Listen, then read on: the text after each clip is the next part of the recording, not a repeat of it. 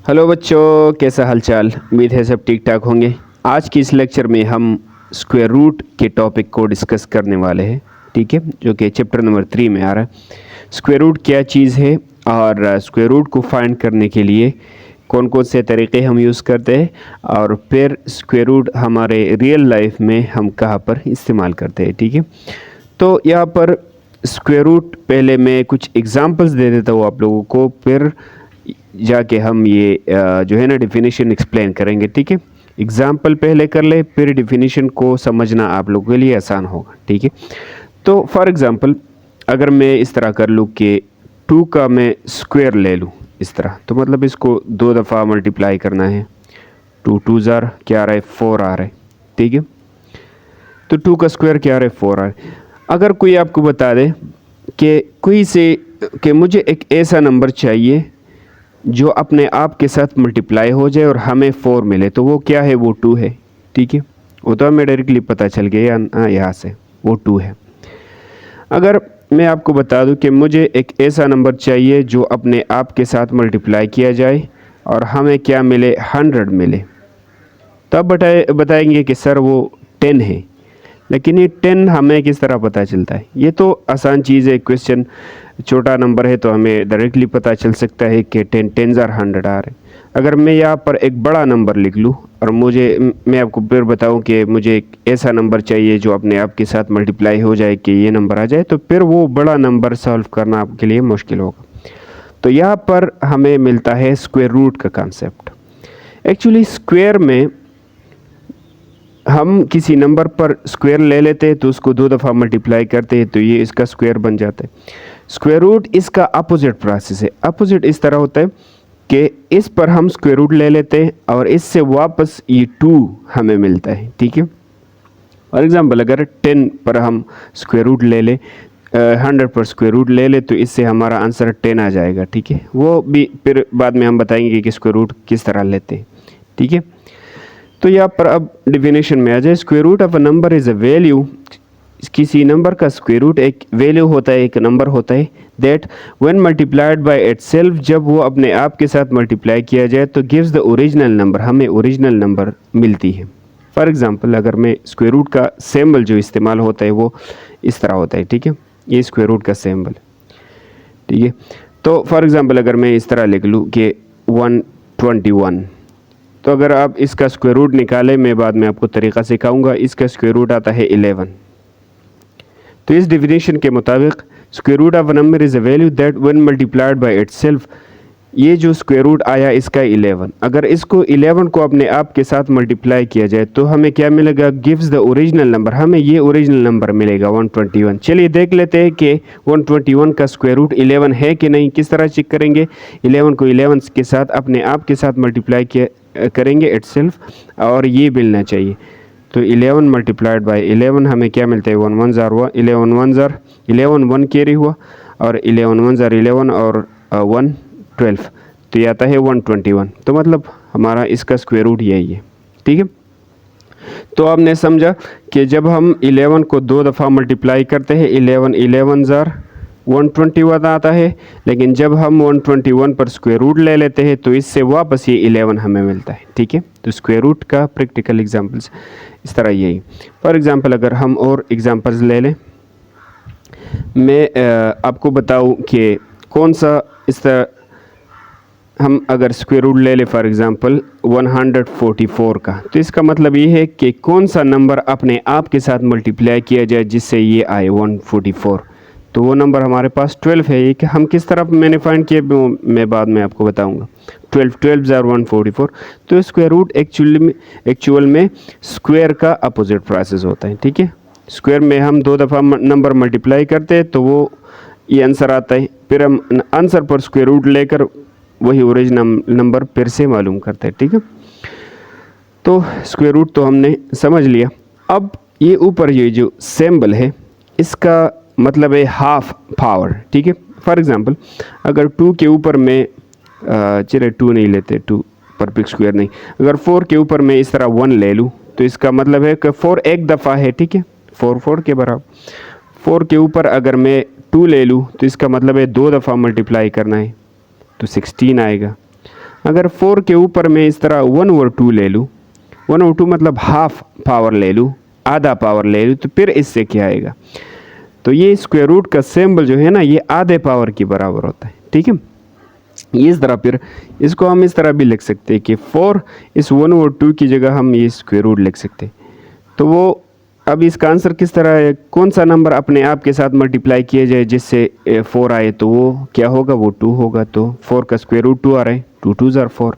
ठीक है, तो स्क्वायर रूट का जो ये सिंबल है ये 1/2 के बराबर है। ठीक है, अच्छा ये तो आपने जान लिया कि ये 1/2 के बराबर है। अगर कोई आपके पास x एक नंबर है, इसके ऊपर ये स्क्वायर रूट का सिंबल है, तो इसको हम इस तरह भी लिख सकते हैं। ठीक है, चलिए अब हम आते हैं कि स्क्वायर रूट फाइंड करने के दो तरीके होते हैं। एक तो होता है फैक्टराइजेशन और दूसरा होता है हमारे पास डिवीजन मेथड। ठीक है, तो एक नंबर ले लेते हैं और फिर इसके स्क्वायर रूट फाइंड करते हैं। फॉर एग्ज़ाम्पल हमारे पास एक बड़ा सा नंबर में ले लेता हूँ 169, इसका स्क्वायर रूट फाइंड करते हैं। स्क्वायर रूट मतलब कौन सा एक ऐसा नंबर जो अपने आप के साथ मल्टीप्लाई हो जाए और हमें 169 मिले। ठीक है, तो वो नंबर आई थिंक 13 है, 13 ज़ार 169, लेकिन 13 हम इससे किस तरह निकालेंगे? तो हम इस पर क्या ले लेंगे, स्क्वायर रूट ले लेंगे। ठीक है, स्क्वायर रूट का सिंबल मैंने डाल दिया।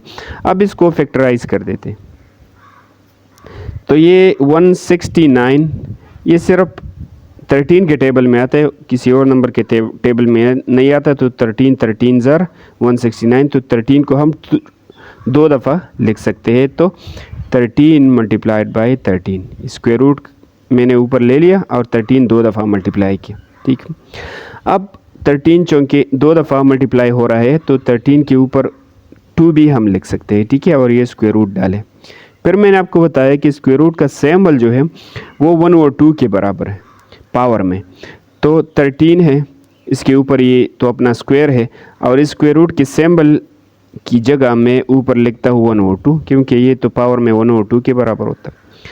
अब यहाँ पर देख लें, ये 13 तो अपनी जगह रहेगा, ये एक पावर है, इसके ऊपर एक और पावर आ गया, तो दोनों पावर्स एक दूसरे के साथ मल्टीप्लाई करेंगे।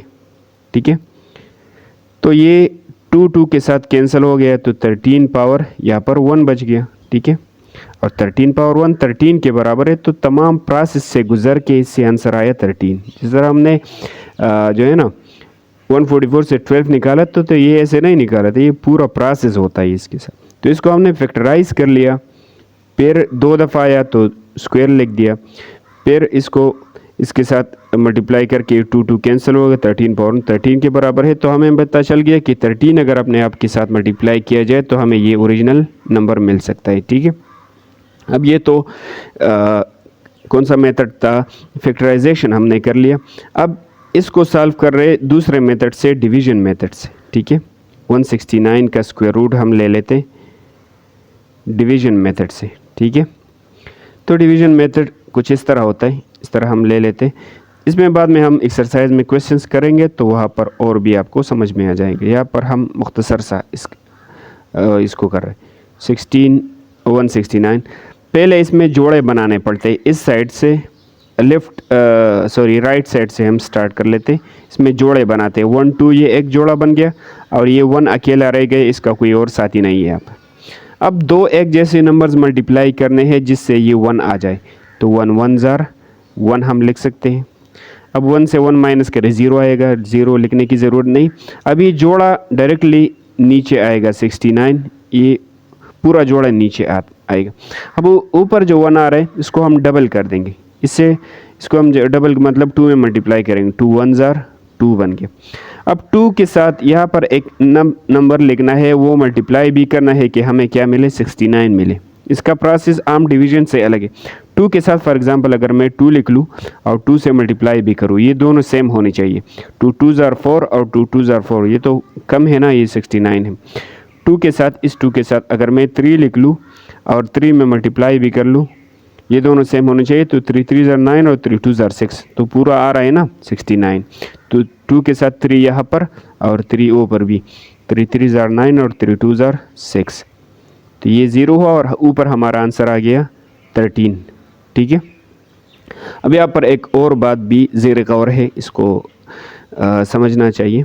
फॉर एग्ज़ाम्पल अगर मैं आपको इस तरह बता दूं कि ये तो हमने समझ लिया कि 169 का स्क्वायर रूट क्या है, 13 है, मतलब 13 अगर अपने आप के साथ मल्टीप्लाई किया जाए तो 169 आ गया। ठीक है, अब आगे जाते हैं।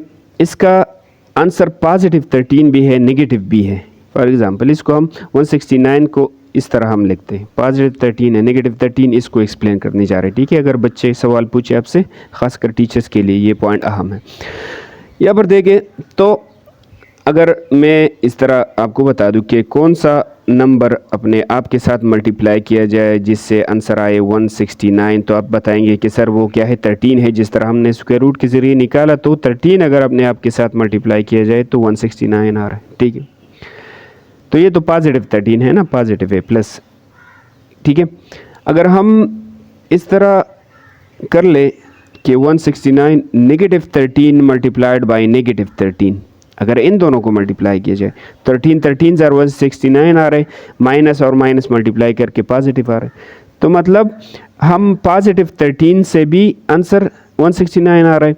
नेगेटिव 13 को अगर 2 दफ़ा मल्टीप्लाई किया जाए तो उससे भी 169 आ रहा है। मतलब हमारा आंसर, इसका अगर हम स्क्वायर रूट ले लें तो हमारा आंसर पॉजिटिव भी है, पॉजिटिव 13 भी है और नेगेटिव भी है, तो हम दोनों को साथ में लिखते हैं। ठीक है, तो दोनों पॉसिबल हैं।